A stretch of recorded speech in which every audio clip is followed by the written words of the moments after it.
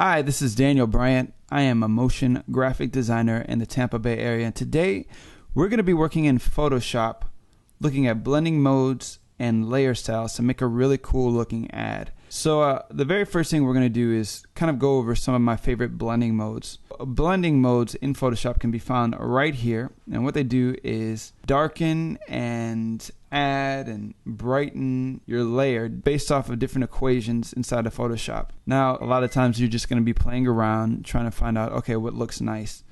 But there are some givens. For example, if you wanted to make a picture look more contrasty, you could use overlay and kind of do like a black and white, or paint in what areas you really wanted to add contrast. And if you wanted to knock out colors like white, black, or 50% gray, I'm going to show you how to do that right now, but you would use blending modes to do that. So I would definitely recommend going in and playing around with it.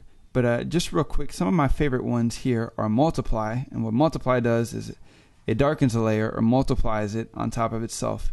And how that helps me is a lot of times if I want to knock out the color white, it does that perfectly for me. As you can see, this 50% gray has now turned like a 50% opacity as well.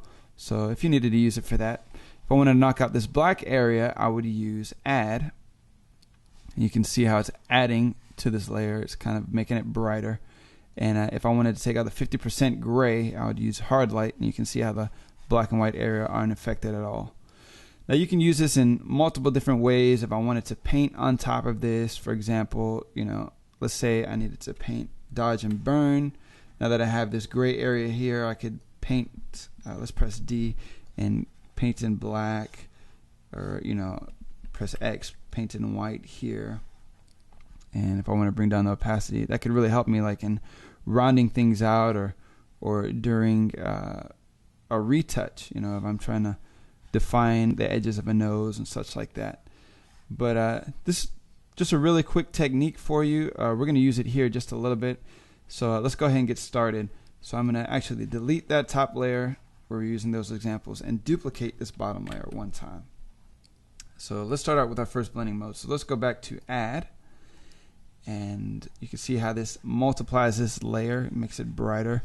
Very next thing I want to do is select my marquee tool.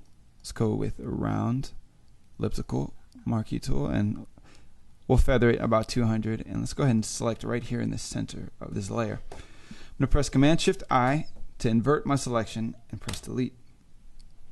Now we've got kind of a cool spotlight effect here in our layer. Let's go another step further. So I'm going to press Command-J again, and now we're going to use multiply and darken our layer. And as you can see, we're starting to get a different variation on this colored background. So let's go ahead and select this multiplied layer, and all I'm going to do is press delete to delete the inside and give us a nice vignette. So let's go ahead and take those two layers off, and you can see already how this is just making our background layer just a little bit more interesting. The very next thing I'm going to do is create a text layer, and let's just call this gloss. Let's call it shiny, since we're making things shiny here. Alright, and for this text layer, let's just go ahead and use Times New Roman. Italic is fine. And just let's go ahead and put this in the center. So I'm going to select this text layer, select my move tool, and hold down Control and select my background layer. What I'm going to do is align my text layer to the center of this background layer. So this background layer is locked. It's not going to move anywhere. That's important to know, because what I want to do is align our text layer to the center of the background layer. So with our move tool selected, we get these options up here to align our layers. So if I want to align to the center, I can do that very easily here with these align tools. And since this background layer isn't moving anywhere, basically what I told Photoshop is, hey, move my text layer to the middle of this background layer, and Photoshop did it for me. Awesome. Next thing I want to do is let's decrease the spacing here. So if I hold down Option and the left and right keys, I can actually increase and decrease spacing, and that looks good to me. Very next thing I want to do is actually make this look shiny. So let's change the color here. We're going to change it to black, and that way it pops off the page here. And very next thing I want to do is press Command Shift N, and we're going to call this the shine part of the layer. So with my color pickers selected, they don't really have to be selected for the techniques that we're going to use right here. But let's say, I get off in some really wonky color. So I selected, pink, and I was painting with pink, and now I really want to go back to black and white. If I press D, brings my color picker back to its default black and white. Now, interesting thing is, if I have my layer selected, if I hold down Option and then click Backspace, it'll fill my selected layer with a foreground color. And the same thing works if I press Command Backspace. It'll fill my background layer with the background color picker color. So very cool technique. Quick tip right there. Now, what I want to do to kind of make our text look shiny and more interesting is give it like a glossy look. So if I hold down Option and click in between our top layer and this bottom layer of text that we want to use, this top layer is now clipped inside or held inside of our bottom layer, and we can manipulate this top layer however we want to. And all it's going to do is take the layer borders and clip itself inside of our bottom object. So you can use this in very many ways. So now we've got the beginning of our shine. But one thing that I really want to do is kind of make this stand out and really look glossy. So what I'm going to do, I'm going to select our top layer, and I'm going to add a layer mask. And just quick for your memory, white reveals, black hides. So what I want to do now is add a black area to hide or gradiate this this top shine layer. So the best tool I know to use that is the gradient tool. So I'm going to press G for gradient, making sure that our foreground color is black, and Photoshop automatically makes that gradient color black for me. And I'm going to select our layer mask, hold down Shift with a linear gradient, gradiate that top shine out. And there we go, we've got shiny text. Just kind of a quick overview. If I hold down Option and click between those layers again, you'll see exactly what I'm getting with this top layer. And now we've got kind of a cool looking shiny text layer. Let's take it another step. I really want this to pop up off the page, so let's add a bevel and emboss. So I'm going to go down to my layer styles, go to bevel and emboss, and cool thing here in bevel and emboss is you've got a lot of options. So if I want the bevel to look like it's inside of our text, you can do that, or outside, or if I had a stroke on this. So let's add a stroke here so you can see what I'm talking about.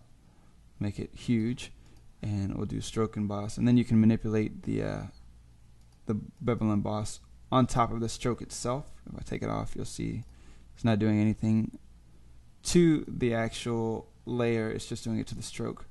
Yeah, it's just really cool to play around. I'll definitely recommend playing around with this because it's a great feature inside of Photoshop. What I'm going to do right now is an outer bevel, and we're going to go with chisel hard and give us nice crisp edges here on our bevel. Let's go ahead and bring the depth to about 200.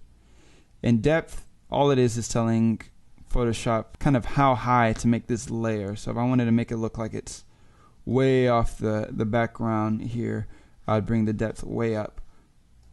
Or if I kind of want to just peeking through, I'd bring it down just a little bit. So I'm going to go about to 200. And the size here is all dependent on how big the actual bevel is. Cool. So let's go about there, and you could do the same thing. So if I didn't want this edge so crispy, I could soften it up a little bit, but I kind of like the crispiness there. Well, kind of like that too. We'll leave it at 3. Why not? And the same thing, if you want the bevel to go down, looks like it's going underneath this page or this background layer, but we want it to go up, so it looks like it's popping up off the page. So that looks cool there to me. And here's some other cool techniques here. If you play around with the shading, you can actually manipulate the way that the light affects this layer. So let's go kind of towards a more glossy look and just kind of go through to here. Ooh, that's a cool look there too. you can just kind of play around with it, and if you really wanted to get complicated, just click on that glass contour and you can really do some wonky things there. I got something kind of cool by accident. So let's just leave it like that. And if I press anti-alias, it gives us just a little bit more crisp of a look. I'm not going to leave you like that. Let's go ahead and pick something together here. That's good. Well, all right, we'll start here with this kind of wavy glass contour. And if I drag this angle around, you can actually manipulate the lighting and get it to look how you want. So we're getting somewhere here, and we're getting something really cool, kind of like where this is going. Remember, the light itself would probably be coming here from the top, since we've got kind of a top shine here. So let's kind of bring it from the top. If it doesn't work from us, we'll just fake it, I guess. There we go. That looks good to me. Again, size brings up and down this shine here, the size of the bevel. And cool, we've got ourselves a nice looking technique.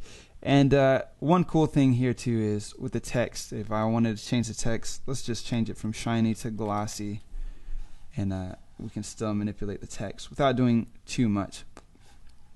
Great thing here is everything's editable.